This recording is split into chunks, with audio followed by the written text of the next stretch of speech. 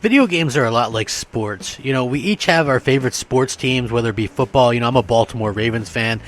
During the weeks when we play the Browns or the Pittsburgh or the Bengals, those are weeks where you kind of jaw back and forth with those particular fans, and then after the games are over, you can go back to being friends. Video games is a lot like that. You have to have pretty thick skin. I don't think I would have lasted as long as I have doing this.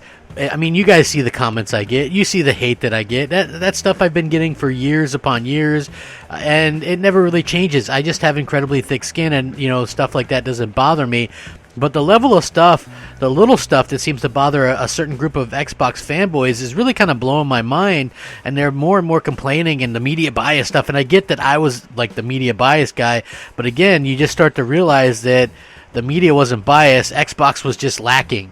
So this should be a very interesting video. What's up, everybody? Crapgamer here with Crapgamer Reviews, back with another video. Thank you guys for checking it out. I appreciate it. Please like, share, subscribe. I would appreciate that as well. It helps out the channel, and it means a lot to me personally.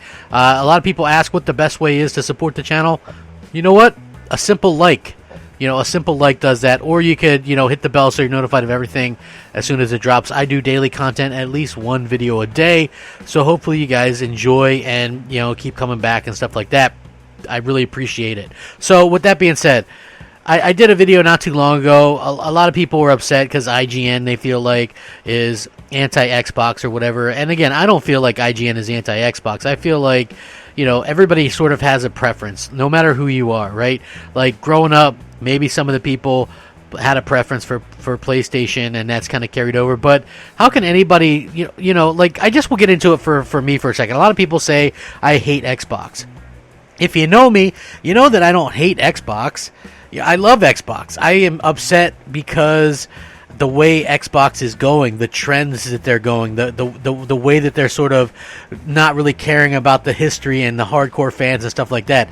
I feel like they're the ones that have kind of abandoned me and us hardcore gamers in general. So it's not so much that I feel like, oh man, they really, you know, Xbox, blah, blah, blah. Xbox really, you know, you really hate Xbox. You're doing it for views, or you're doing it for this reason. It's like, for me, I don't fathom why people think that way, right? I built up a channel almost exclusively of pro Xbox people, and then when I started not having fun with Xbox, I stopped my Xbox-related podcast. And I'm so disillusioned with Xbox that I started enjoying PlayStation more, and it was just kind of a natural progression. Like, to me personally, I don't see how people really think, well, it must not be Xbox's fault. Like, the excuses and the damage control for Xbox is something that I kind of really annoys me, because it's like people would rather believe something like, oh, I'm doing it for one reason or the other. It can't possibly be for the reasons that I continually state that I'm pissed off at Xbox for. It has to be my fault, not Xbox's fault. And I see that a lot. You know, there's a lot of comments like that, and I never will understand it. If you think about it, and think about this quite literally, I'm a AAA gamer. I love AAA games, okay? Microsoft is going this entire year without a AAA release. They're launching their next-gen console without a AAA release. They launched their last console with only one AAA release, Forza Motorsport. 3 years later, we get less than that. But they've released multiple PC-only titles this year, okay, with Gears Tactics and Flight Simulator. Not that I really care or want to play those, but it just goes to show you that the console is the last thing that they really care about. You know, they really care more about the phones and the phone streaming and playing stuff on a PC or whatever, trying to win over PC gamers, when I feel like they haven't done a good job winning over console gamers. With that being said, not everything is media bias. You know, sometimes you guys just have to learn how to just roll with the punches a bit and take some jokes, and you got to understand how media works and how stuff like this works. It's not a personal attack. Not everybody's out to destroy Xbox. Not everybody wants to, you know, hurt Xbox or any of that stuff, you know. So it's absolutely ridiculous. But IGN actually did a interesting article, and they tweeted out about it, and the responses from Xbox fanboys were just hilarious. So the article is this: Monster CPU is 100,000 times more powerful than the Xbox Series X. Trillions of transistors, and then the story goes on. Xbox Series X is set to release with the most advanced processors ever to power a home console, putting on par with modern gaming PCs, while there are rumors of new upcoming graphics cards that'll even blow those out of the water. One lesser-known chip maker has already done it.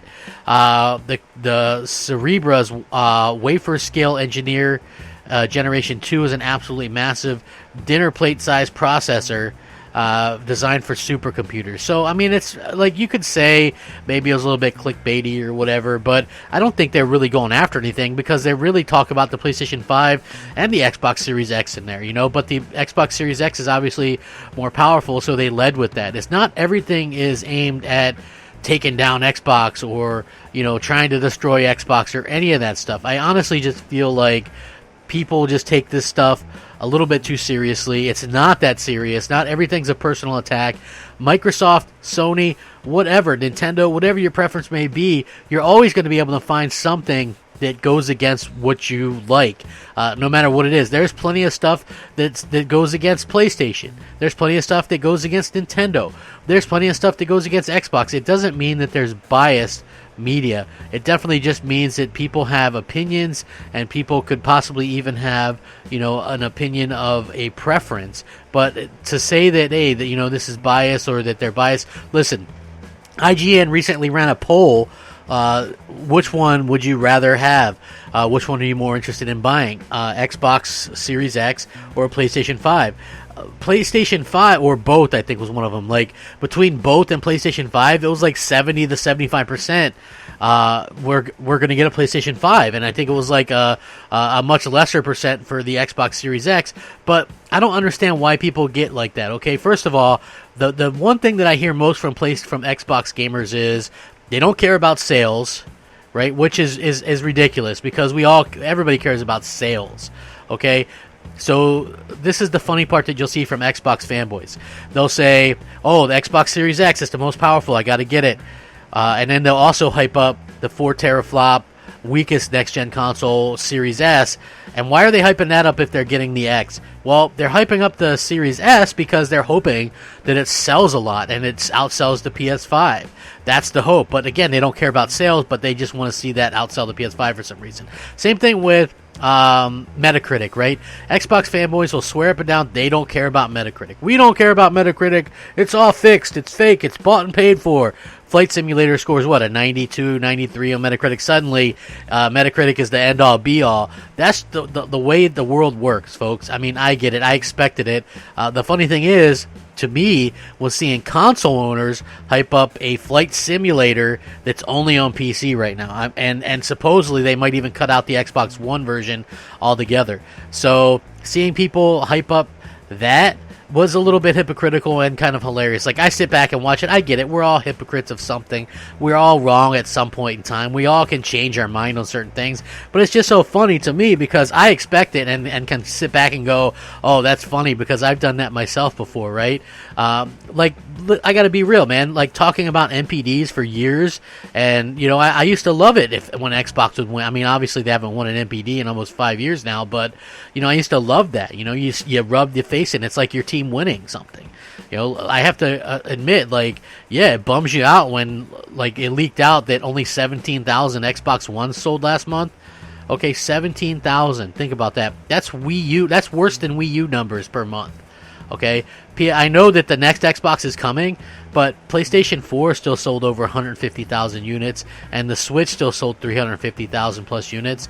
And I get that that's US only, but holy cow, can you imagine on your home turf you only sold 17,000 units in the month of July? Like, it doesn't really sound like people are going to be very interested in the next Xbox. And then you have Phil Spencer every day saying, well, you know, it's not about how many consoles we sell. We don't care if people buy our consoles, you know, buy it or not. It doesn't matter. It's all about the services and things like that. And I've gone over this multiple times. Like, that is a complete nonsense sort of argument, in my opinion, because simple for the fact of the matter is, if you sell a whole bunch of consoles, can't you sell more software and services that way too? I mean, look, isn't it funny that PlayStation has, what, almost 120 million monthly active users? And to be honest with you, they've sold, what, 113 million PlayStations? You know, so, I mean, some of those could be PS3, some of those could be Vita, who knows? But the interesting part to that for me was the way that Netflix has, you know, only a certain amount of more users, despite the fact that they're on like a billion different platforms. So you can have Xbox be on an app on a billion platforms, but if your content is garbage, nobody's really going to care. And that's what I think Microsoft's big problem is that, you know, their platform is kind of garbage right now. So people have a hard time with that. Again, for me personally, not as much of an issue, but it's like if you look at what they came out, that 343 Studios has some poor management, and the upper management is more seems more obsessed with you know, the Halo show on Showtime, so they weren't really there to help with the game. I feel like, you know, too many hands doing too many things, where the same thing on the Xbox side in general. They're so worried about PC and streaming and this and Azure that they don't really care about the console as much anymore. So that's a bit disappointing. But anyway, I would like your guys' thoughts and opinions on this down below, or Twitter, or wherever you can find me. I would appreciate it. Thank you so much for taking time out of your busy schedules to watch one of my videos. It means the world to me, and I hope you all stay safe, happy, and healthy. You know, this is a very interesting topic. Are you somebody that feels like there's media bias? I get it. It's a little bit hypocritical for me to say that there's not. But again, looking back now, it's easy to see that Xbox was just stinking it up. So, you know, let me know what you think. Rack 'em up. Game on, my friends. Game on. Crapgamer out. Unscripted.